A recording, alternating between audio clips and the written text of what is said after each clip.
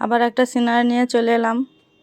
এটা আমি প্যাস্টেল রং করছি, না জল রং করছি না তেল রং করছি। প্যাস্টেল রংটাই বেশি ভালো লাগে যদি তেমনভাবে করা যায়। দেখো তোমরা সকলে, আমি প্রথমে আকাশের রংটা করে নিচ্ছি। প্রথমে এখানে লাল দিয়ে নিলাম, কিন্তু লালটা এখানে লাল মনে হচ্ছে না, ক্যামেরাতে কেন জানি না লালটা লাল দেখাচ্ছে না। তারপরে কমলা রংটা দিচ্ছি। আকাশে এই রংটা করলে মনে হয় যেন আকাশটা খুব ফোটে, আর তার উপরে দুটো যদি পাখি বানিয়ে দিই তাহলে তো কোনো কথাই নেই। এবার আমি গাঢ় হলুদ একটা রং আছে সেটা ঘষে দিচ্ছি। আকাশের রংটা যখন করব তখন কোথাও সাদা রাখা যাবে না, কারণ এই রংটা সম্পূর্ণ রং দিয়ে দিতে হবে। যত আমি রং ঘষবো ছবিটা ততই চকচক করবে।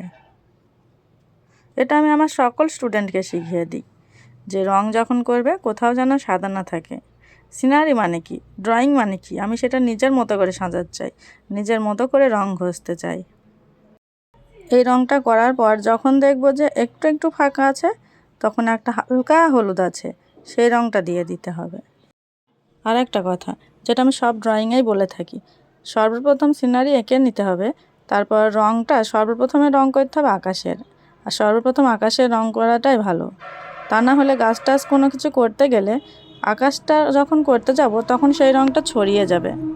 আকাশের রং শেষ করে এবার আমি ঘরের রংটা করছি। ঘরের যে দেওয়াল আছে দেওয়ালের রংটা আমি করে দিচ্ছি। এক সাইডে করে দিলাম এবং অন্য সাইডটাও করতে লাগলাম।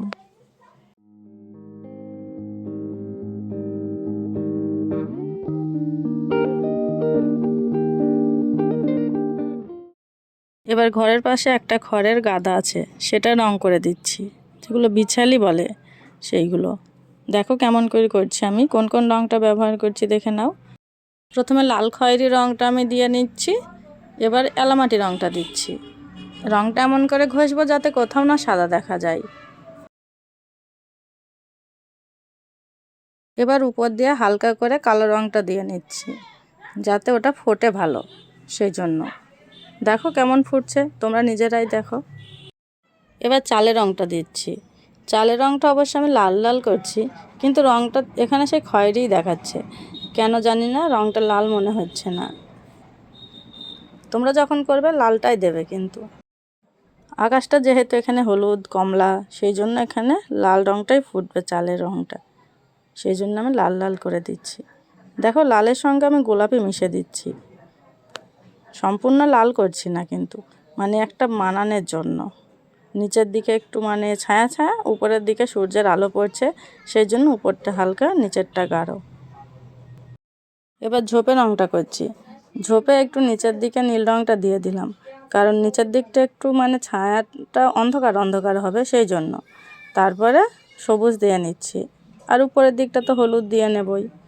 আর গাঢ় সবুজ দিয়ে বর্ডারটা নিয়ে নিলাম যাতে ঝোপটা ফোটে ভালো।